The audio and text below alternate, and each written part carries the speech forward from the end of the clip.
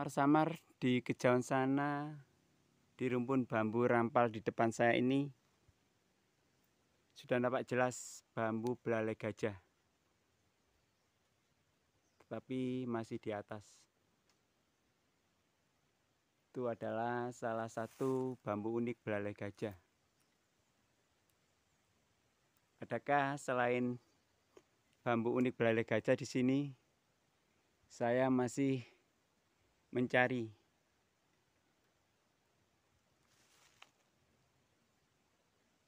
Untuk mengambil bambu belalai gajahnya mungkin nggak saya ambil karena kurang tua.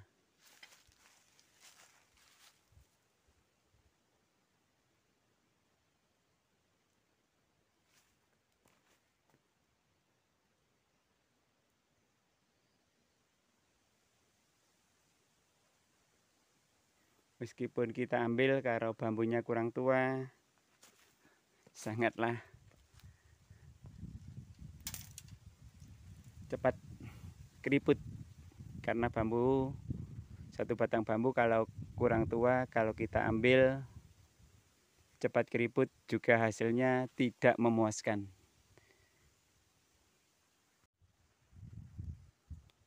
Alhamdulillah saya di sini dikasih bambu yang sangat istimewa. Karena apa? Karena samar-samar di kejauhan sana saya dikasih bambu combong. Insya Allah saya akan eksekusi. Alhamdulillah sekali saya mendapatkan bambu combong di batang utama. Adakah selain bambu combong di sini saya masih mengamati dan mencari.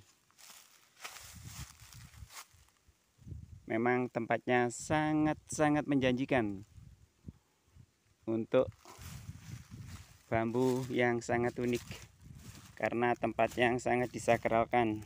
Rupanya di sini juga banyak kedapatan ikan.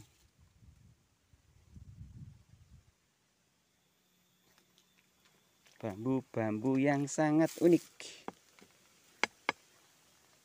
Salah satunya ini.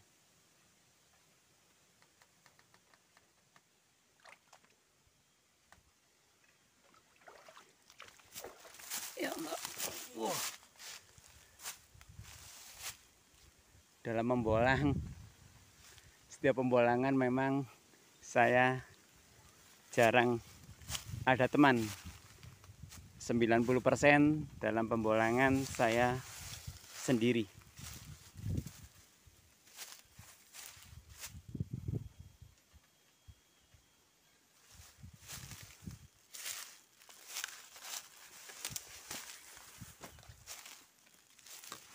Alhamdulillah saya mau eksekusi bambu combong.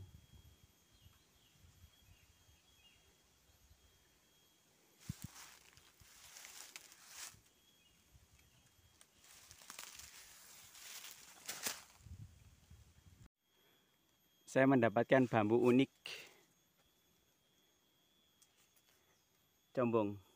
Ini adalah salah satu bambu unik yang agak sulit dicari karena combongnya sangatlah bagus.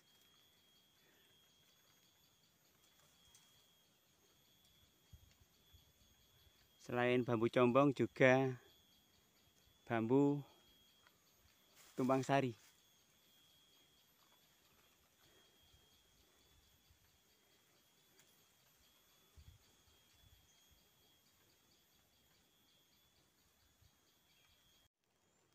Mungkinkah selain bambu combong di rumpun bambu rampal seperti ini, karena ini adalah rumpun bambu rampal yang sangat banyak rumpunnya.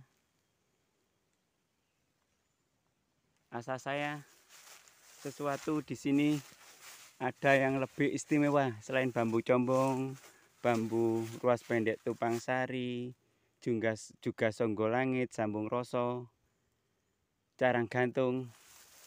Saya telah mendapatkan 5 keunikan di sini. Pertama carang gantung, sambung roso, songgobuwono, juga combong. Tak ketinggalan, di sini saya juga mendapatkan bambu yang sangat unik, bambu belalai gajah. Akan tetapi bambu belalai gajahnya masih muda, nggak saya ambil. Saya biarkan dulu agar tua. Kalau bambu muda diambil, sangatlah disayangkan. Saya mencari bambu yang sangat unik.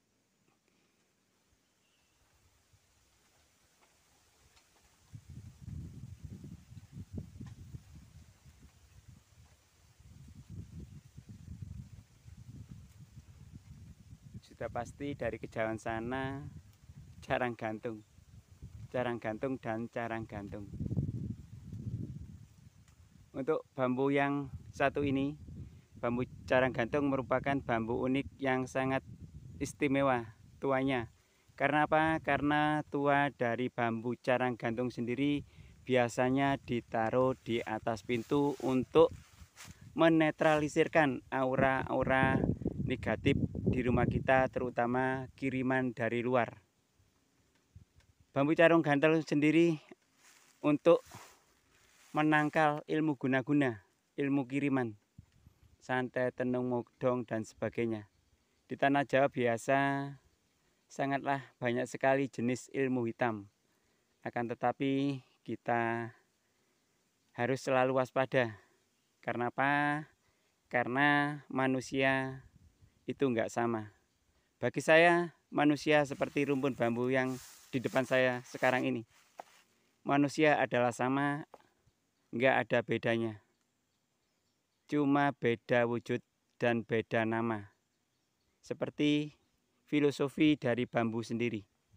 Bambu bisa bersatu, bisa kuat karena setiap individu bambu saling menyangga, saling menjaga dan melindungi. Hidup bukan individu, ini adalah pelajaran dari satu rumpun bambu. Hidup adalah bersosial, bermasyarakat. Kita harus selalu guyup rukun saduluran. Seperti rumpun bambu di depan saya sekarang ini. Untuk saya sendiri, kenapa sih kok bambu yang dipilih? Ini adalah alasan yang sangat luar biasa. Bambu merupakan, kalau dalam bahasanya, deling. Deling itu makna dan iling-iling. Jadi pemberian dari yang kuasa selalu harus kita ingat. Pring. Setiap pemberian dari yang kuasa, terutama nikmat sehat, harus kita syukuri. Kita harus selalu syukur nikmat, jangan sampai kufur nikmat. Itu adalah harapan dari suatu rumpun-rumpun bambu seperti ini. Rumpun bambu bisa dikaji, bisa bercerita, juga bisa berkaca. Ini adalah kaca hidup buat kita. Kenapa sih kita harus kalah sama rumpun bambu? Rumpun bambu ini nggak ada yang beda, sama, saling menjaga dan saling melindungi. Itu adalah salah satu prinsip hidup dari rumpun bambu. Kenapa kita manusia kalah sama filosofi rumpun bambu ini? Yang dapat saya ambil hikmah dari saya membolang kali ini adalah rasa satu persatuan, kebineka tunggal ikaan. Ageman agama, cuma anutan, nggak ada bedanya. Yang penting manusia itu asalnya dari tanah, kembali ke tanah. Yang diharapkan cuma satu, guyup rukun saduluran. Tidak membeda-bedakan agama, ras, dan suku, budaya. Karena perbedaan itu suatu karunia yang sangat luar biasa bila kita bisa menyikapinya. Sekali lagi, kenapa sih saya memilih hobi saya di rumpun bambu? Karena saya bisa berkaca diri. Kadang-kadang saya juga heran. Termasuk saya kalah sama bambu, rumpun bambu. Saling menjaga, saling menjaga agar kita nggak roboh. Agar kita tetap erat, tetap satu, tetap sama. Satu kesatuan, yaitu bangsa Indonesia di dalam naungan Pancasila dan burung Garuda.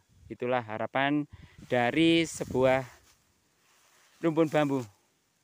Saya sangatlah kadang-kadang bisa meneteskan air mata. Kenapa sih saya nggak bisa seperti rumpun bambu? Kenapa sih saya nggak bisa seperti carang-carang bambu? Kenapa sih saya nggak bisa seperti akar-akar bambu? Kenapa sih saya nggak bisa sekuat dan sekokoh bambu di depan saya sekarang? Ini adalah kajian yang sangat luar biasa, bermanfaat sekali bagi saya. Ini adalah hikmah dari kajian, hikmah dari kaji diri, kaji rasa. Yang penting kita harus kaji diri, kaji rasa, tepo seliro, tenggang rasa. Ojo adikang adigung, adiguno sopo siro sopo ingsun. Karena hari ini pasti, esok mimpi, lusa ilusi. Nggak ada yang pasti hari ini. Untuk kedepannya ilusi dan mimpi.